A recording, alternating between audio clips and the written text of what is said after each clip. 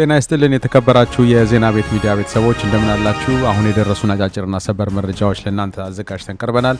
ወደ መጀመሪያው መረጃችን ስናቀና በአሜሪካና በኢራን መካከል የሚደረገው ግጭት መስመር አልፏል ተብሏል። የ18 አሜሪካውያን ወታደሮችን መገደል ተከትሎ አሜሪካን ለ9ኛ ምሽት የሰነዘረችው ጥቃት በኢራን ላይ ከባድ ሚሳኤልና ቦምብ ሲዘንብ አድሯል።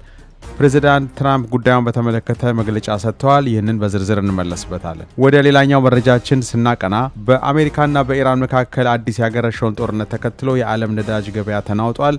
የአንድ በርሜል ድፍድፍ ነዳጅ ዋጋ ከ$90 በላይ ደርሷል። ይህንን ተከትሎ በዓለም አቀፍ ደረጃ ከባድ የዋጋ ግሽበት እንዳያስከትል ተፈርቷል። ዝርዝሩን ይዘናል፣ እንመለስበታለን። እስከ መጨረሻ አብራችን ቆዩ። እነዚህና ሌሎች አጫጭር ሰበር መረጃዎች ተሰማላችሁ። ሁልጊዜም ትክክለኛና ሚዛናዊ መረጃዎች ፈጥነው እንዲደርሷችሁ የዩቲዩብ ቻናላችንን ሰብስክራይብ በማድረግና የደወል ምልክቷን በመጫን የቻናላችን ቤተሰብ እንድትሆኑ በአክብሮት እንጠይቃለን። አሁን ወደ መጀመሪያው መረጃችን እናልፋለን።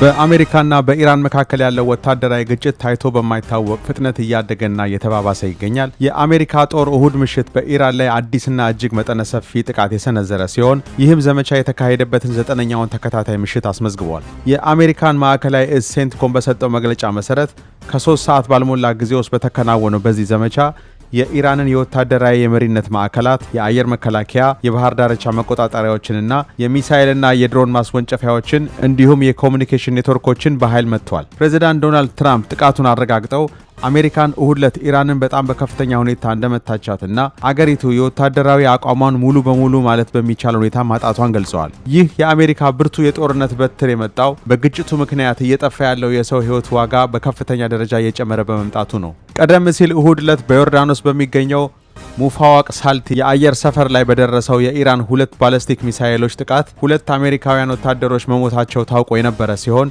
ሰፊ ፍለጋ ከተደረገ በኋላ ሌላኛው የጠፋው ወታደር አስክሬን መገኘቱን ሴንትኮም አስታውቋል። በተጨማሪም ቅዳሜ ዕለት በሰሜናዊ ኢራን ውስጥ በአሜሪካን የአየር መቃወሚያ ተመቶ የወደቀ አንድ የኢራን ድሮን ውስጥ የነበረ ፈንጂ ሳይፈነዳ ቆይቶ በኋላ ላይ በመፈንዳቱ የአንድ አሜሪካዊ ወታደር ሕይወት ማለፉ ታውቋል። እነዚህ አዳዲስ ክስተቶችን ተከትሎ በዚህ ቀጣይነት ባለው ግጭት ውስጥ የተገደሉት የአሜሪካን ወታደሮች ቁጥር አሁን 18 ደርሷል።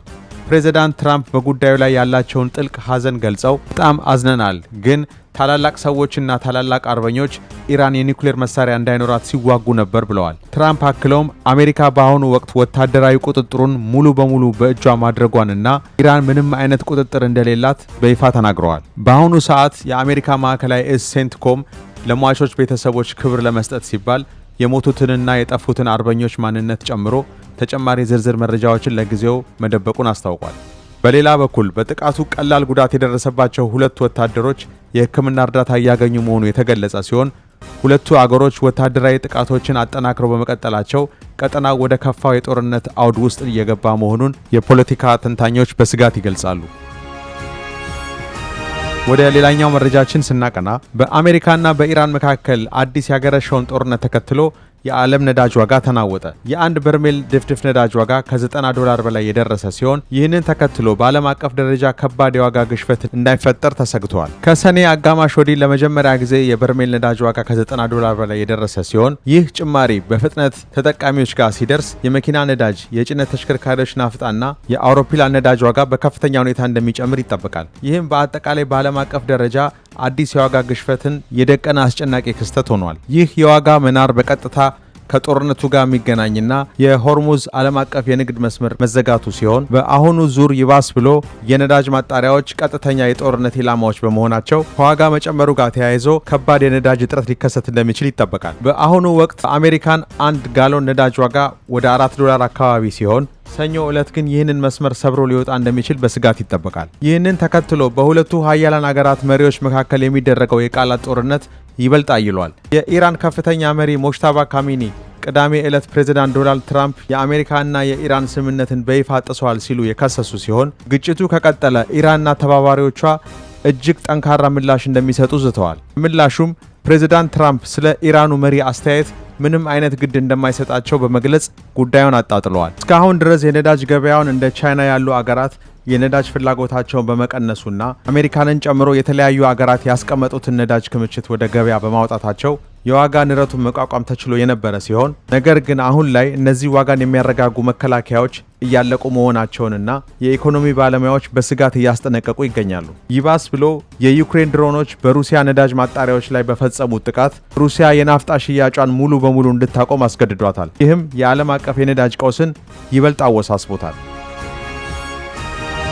ወደ አጫጭር መረጃዎቻችን ስናልፍ በቅድሚያ የምታደምጡት መረጃ ሩሲያ ጦርነቱ ከተጀመረ ጊዜ አንስቶ በዩክሬን ዋና ከተማ ላይ ትልቁንና እጅግ አስፈሪውን የባሊስቲክ ሚሳኤል ጥቃት ፈጽማለች። የዩክሬን ውጭ ጉዳይ ሚኒስቴር ጥቃቱን ታይቶ የማይታወቅ ውጥረትን ማባባስ ሲሉ የገለጹት ሲሆን ክስተቱ ጦርነቱን ወደ አደገኛ ምዕራፍ ያሸጋገረ ሆኗል።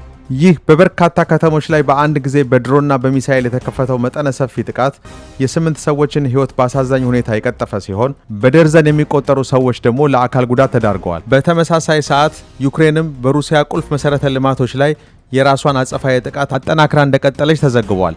ወደ ሌላኛው መረጃችን ስናቀና በማህበራዊ ሚዲያ በሰፊው የሚታወቁት አንድሪውና ትሪስታ ቴይ በአሜሪካ በቁጥጥር ስር ውለዋል። በዩናይትድ ኪንግደም ብሪታንያ ውስጥ በቀረበባቸው አዳዲስ ተጨማሪ ክሶች በአጠቃላይ የተከሰሱበትን የወንጀል ቁጥር ወደ 59 ከፍ አድርጎታል።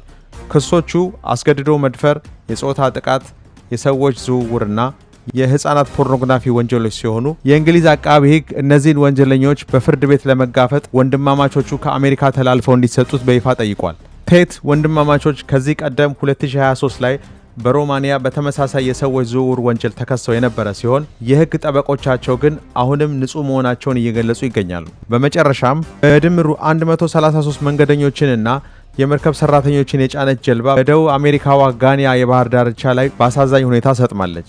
ባለስልጣናት እንደዘገቡት እስካሁን 15 ህጻናትን ጨምሮ 67 ሰዎችን ከአደጋው በህይወት ማዳን የተቻለ ሲሆን የጀልባዋ ባለቤት ማን እንደሆነና የጉዞ መነሻ ምክንያት ምን እንደሆነ እስካሁን የታወቀ ነገር የለም። በአሁኑ ወቅት የደረሱበት የጠፉትን በርካታ ሰዎች ለማግኘት በአካባቢው ላይ መጠነ ሰፊ ፍለጋና የማዳን ስራ ተጠናክሮ ቀጥሏል። ለአሁን ያዘጋጀንላችሁ መረጃዎች እነዚህን ይመስሉ ነበረ።